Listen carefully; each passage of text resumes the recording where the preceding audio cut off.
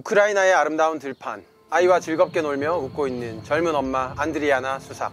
지금의 평화로운 표정을 보면 짐작하기 힘들겠지만 2014년 돈바스에서 전쟁이 터졌을 때 용감하게도 최전방에 제일 먼저 달려간 여성 중 한 명입니다. 시민의용군으로 위험천만한 기습작전 부대에서 복무했죠. 그녀의 주요 임무는 분리주의 반군이 점령한 마을을 해방시키는 것이었습니다. 적군과 치열한 교전이 일어나는 사지에서 죽을 고비를 여러 번 넘겼죠. Це одна із самих складних операцій. Це я. Для мене із самих трагічних, тому що в нас в цій операції загинув цілий підрозділ. І це одна людина, яка вижила від удару танка, яка перенесла 35 операцій.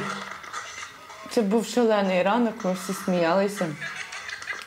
І всі дурачились, і ті, хто загинули, вони просто підходили. 우리는 우크라이나의 전쟁이 최근 푸틴의 침공으로 시작했다고 알고 있지만 우크라이나 입장에서는 전쟁은 이미 2014년 시작됐죠. 2017년 만들어진 우크라이나 다큐멘터리 보이지 않는 부대는 전쟁의 참혹함과 거기서 목숨을 걸고 싸우는 여성 군인의 얘기를 들려줍니다. 지금도 마찬가지로 수만 명의 우크라이나 여성들이 최전방에서 싸우고 있습니다. 아이를 돌보던 여성들이 총을 들고 할머니들이 지하실에서 화염병을 만들죠. 다른 점은 이때까지만 해도 여성은 법적으로 전투병이 될 수 없었어요. 그런데도 여성들은 총탄이 빗발치는 최전선으로 달려갔습니다. 이 여성들은 적군과 싸우며 조국을 지킬 권리를 찾기 위해 어떤 일을 겪어왔을까요?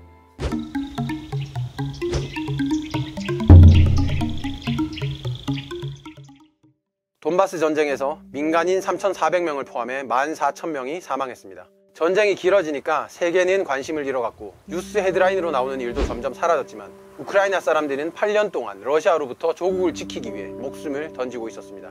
앞서 영상에 나온 여성 시민의용군 안드리아나 수삭은 2014년부터 1년간 가장 치열했던 초기 돈바스에 뛰어들었습니다. 격렬한 전투를 치렀고 반군이 점령한 수많은 마을을 탈환했죠. 수삭이 전장을 떠난 건 아이를 임신했기 때문이었습니다. 밖에선 폭탄이 터지고 동료가 죽어나갔지만 그녀의 안에선 새 생명이 자라고 있었죠. Жарти, що мої хлопчурики доставляють бронік для животика. До 5-го місяця була на передовій, а потім вже втрьох ми з чоловіком і з сином повернулися додому.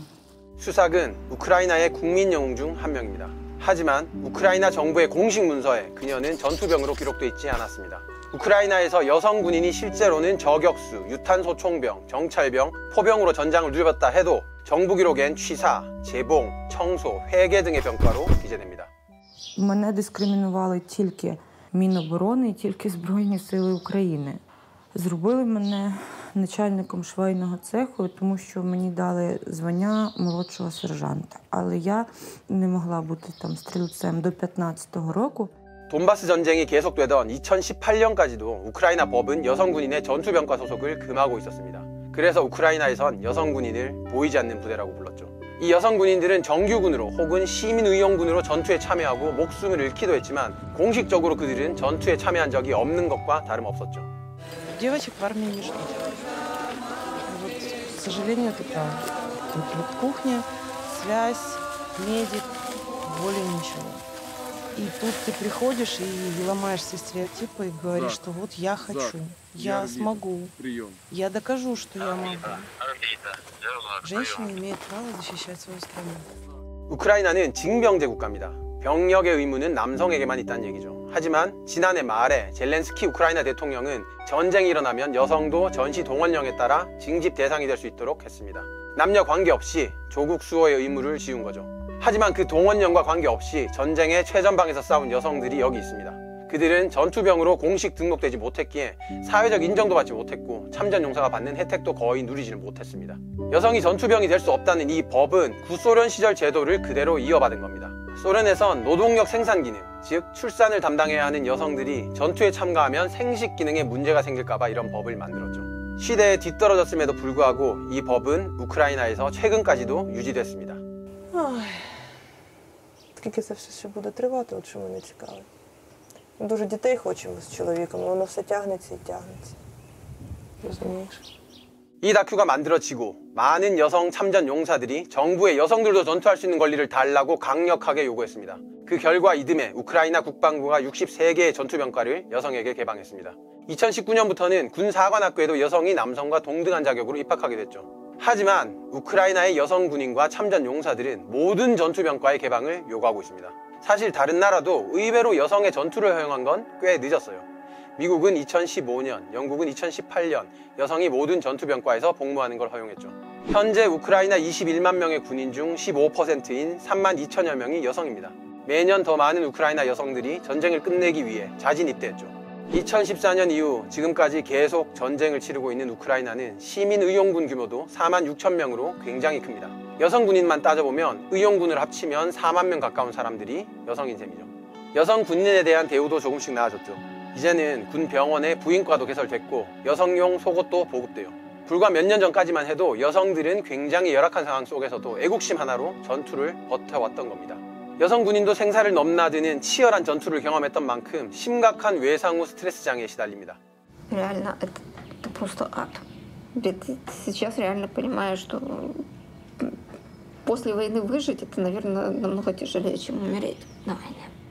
Я не смогла ездить в метро. Я зашла в метро и испугалась. Просто банально испугалась толпы. 옥사나 야쿠보바는 전투 경험도 있는 전직 인사대대 소령입니다. 우크라이나 재무부 수석 경제학자였던 그녀는 전쟁이 터지자 참전을 결심했죠. 하지만 전역 후 지금은 심각한 자살 충동에 시달려 심리 치료를 받고 있죠. 특히 인사 책임자로 어린 군인들을 사지로 내몰았다는 죄책감에 시달립니다. Очень страшно. Уговаривать ребят идти на позиции, когда там дойти невозможно. Как вы объясните пацанам, что надо идти? Ты их не заставишь. Потому что реально понимаешь, что эти люди могут умереть. На моих глазах фактически погибла девочка. Сан-инструктор. Манюсенькая. Я разорвала пополам практически. После нее у меня реально перемкнуло. 전쟁터에선 사람이 죽는 건 아니었죠. 전장을 떠나서도 많은 군인들이 정신적 고통을 못 이기고 스스로 목숨을 끊었습니다.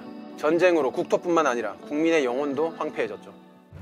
І ще неочікувано один з моїх найкращих побратимів минулого року пішов у вічність з 16-го поверху. Оце є синдром, посттравматичний синдром. Він є просто в цілого народу. 이 다큐는 아까 말씀드린 대로 2017년에 찍은 거지만 이보다 더 무서운 현실이 지금 우크라이나에 닥쳐왔죠. 그때도 지금도 우크라이나 군은 여성 참전 용사와 시민 의용군에게 크게 기대고 있습니다. 우크라이나 군은 매우 가난하기 때문입니다. 옆 나라 폴란드와 비교해도 국방비에서 크게 차이가 나죠. 그래서 우크라이나 정부가 직접 시민들에게 소총을 보급하고 화염병 만드는 법을 트위터에 올려놓기도 합니다. 우크라이나엔 후원을 받아 의용군을 지원하는 시민단체도 활성화되어 있죠. 시민들은 낮에는 자기 직장에서 일하고 퇴근 후 저녁 혹은 주말을 활용해 군사훈련을 받습니다. 2014년 돈바스 전쟁에서 총을 들었던 시민들 중 상당수가 이후 우크라이나 군에 들어가 지휘관으로 활동하고 있죠. 저마다의 꿈과 희망을 갖고 일상을 살아가야 할 사람들이 총을 들고 전선으로 뛰어들어야 할 만큼 국가의 형편이 어려운 겁니다. 모든 국민이 다시 일상에 복귀해 각자의 행복을 찾아갈 수 있도록 부디 우크라이나의 평화가 다시 찾아오길 기원합니다.